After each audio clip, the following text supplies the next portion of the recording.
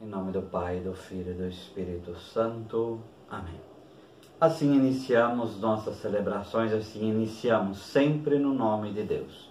Então, quando nos referimos ao nosso Deus, estamos referindo ao Deus que é o seu nome, Pai, Filho e Espírito Santo.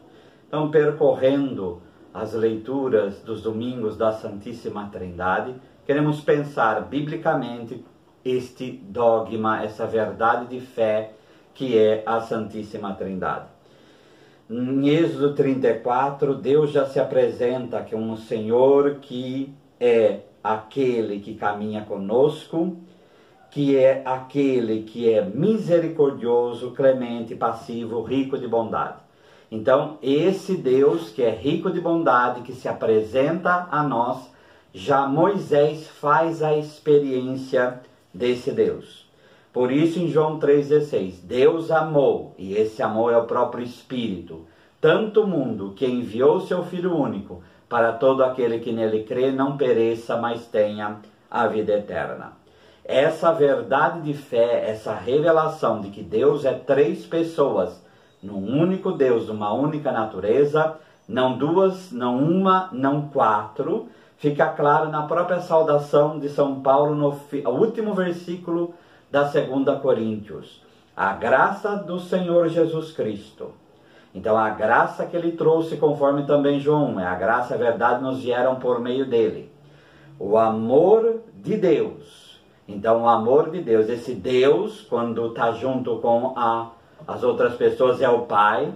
Então, esse amor do Pai que nós vimos no Evangelho, ele chega até nós, e São Paulo deseja a comunidade de Corinto, e a comunhão, a koinonia no Espírito Santo. Aquele que faz a comunhão na Trindade é ele que faz com que nós entremos em comunhão com o próprio Deus.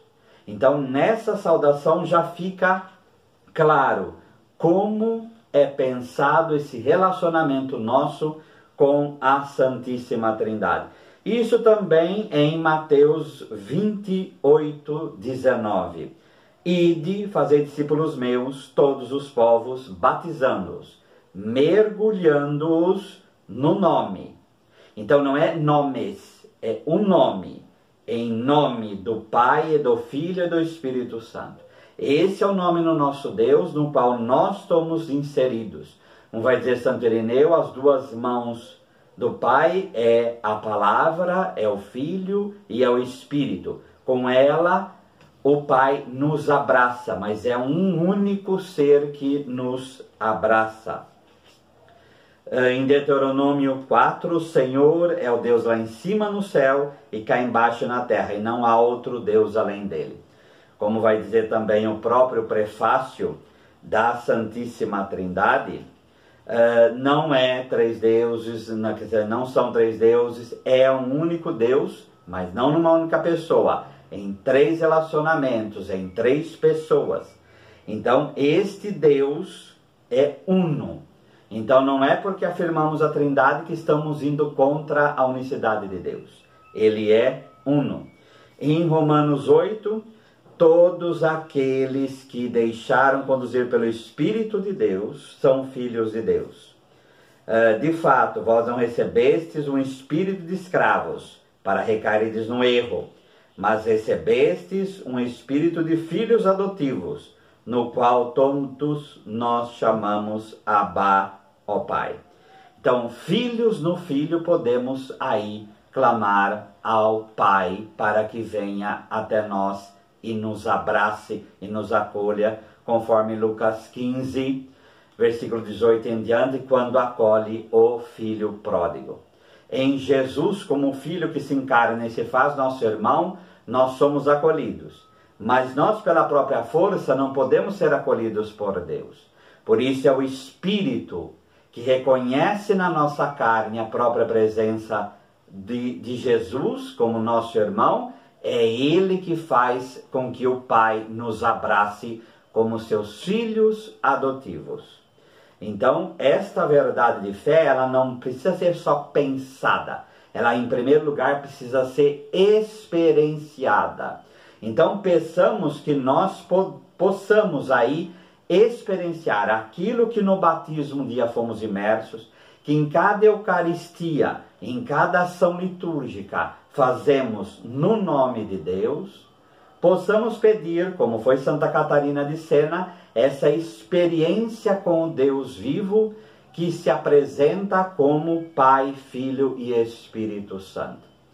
Para que a Santíssima Trindade não nos faça somente imaginar como é difícil pensar isso, mas mais do que pensar, como diz Santa Teresa sobre a oração, é amar muito. Então a experiência desse amor da Trindade, que fazemos em cada liturgia, em cada oração, em cada experiência da nossa vida, possa realmente nos ajudar a ter essa compreensão da Santíssima Trindade como nosso único Deus, que é em 3 pessoas.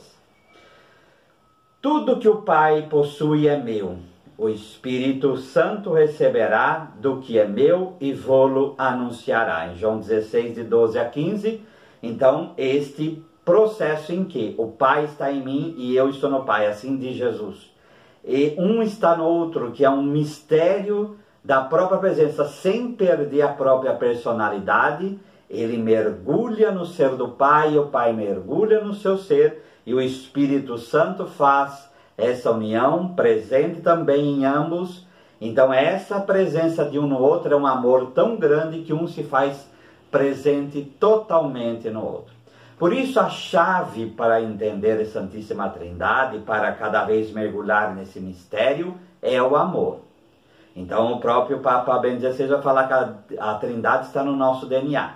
Então peçamos que, mais do que novamente pensar, é experienciar, meditar e, mais do que isso, contemplar este mistério do Deus que é uno e trino. Porque senão nós vamos ficar em elucubrações, porque a nossa experiência, cada um tem uma experiência de amor diferente pelo itinerário de vida que teve, mas por essa experiência de amor nós vamos entender o que Jesus disse: eu estou no Pai e o Pai está em mim. Então nós vamos entender que o Espírito Santo receberá do que é meu. E ele vai revelar todas as coisas. Por quê? Porque eles têm tudo em comum. A palavra comum é que vai dar koinos, que vai dar koinonia, que é a comunhão. Então esse tudo em comum faz com que esse amor transborde, nos crie e nos chame à redenção. Então a chave para entender é aquilo que está na primeira carta de João, no capítulo 4, versículo 8. Deus caritas est. Deus é amor. Então, na medida que entendemos isso, vai ficando claro a nossa visão de quem é o próprio Deus. Em Provérbios 8, 22, 31, aí recomendo que se leia, porque às vezes fala o Antigo Testamento. E aqui diz: assim fala a sabedoria de Deus. O Senhor me possuiu como primícias de seus caminhos, antes de suas obras mais antigas.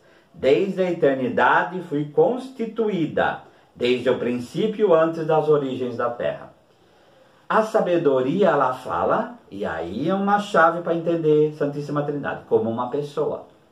Então ela fala de Deus, participando de Deus, emanando-se de Deus. Então, como está em Hebreus 1, de 1 a 3, ele é a expressão de Deus. Então essa sabedoria própria, e ela fala como sujeito. Então ela fala, a sabedoria fala: o Senhor me possuiu desde a eternidade, fui gerada quando não existiam os abismos, quer dizer, antes da criação, conforme Gênesis 1, 2. Então antes da criação já existia. Então é importantíssima essa leitura, e é do Antigo Testamento, frisando mais uma vez. A sabedoria, e é isso quando a gente fala, o que é pessoa? Ela fala por si, ela é sujeito, mas ao mesmo tempo, ela fala: eu estou totalmente unida a Deus. Então nós como cristãos, olhando do Novo para o Antigo Testamento, já vemos lá que há indício dessa verdade de fé, que é a Santíssima Trindade. Em Romanos 5,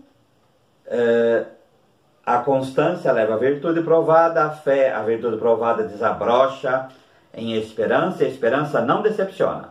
Porque o amor de Deus, que é o próprio Espírito, foi derramado nos nossos corações pelo Espírito Santo que nos foi dado.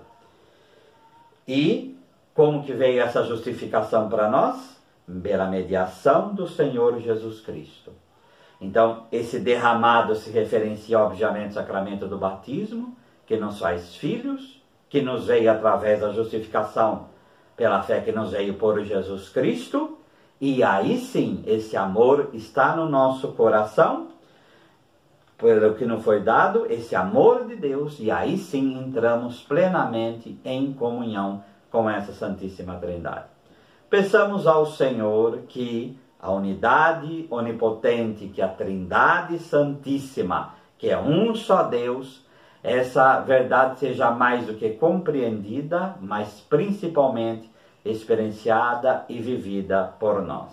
Que o Senhor nosso Deus, que é Pai, Filho e Espírito Santo, nos abençoe, nos livre de todo mal e nos conduza à vida eterna. Amém.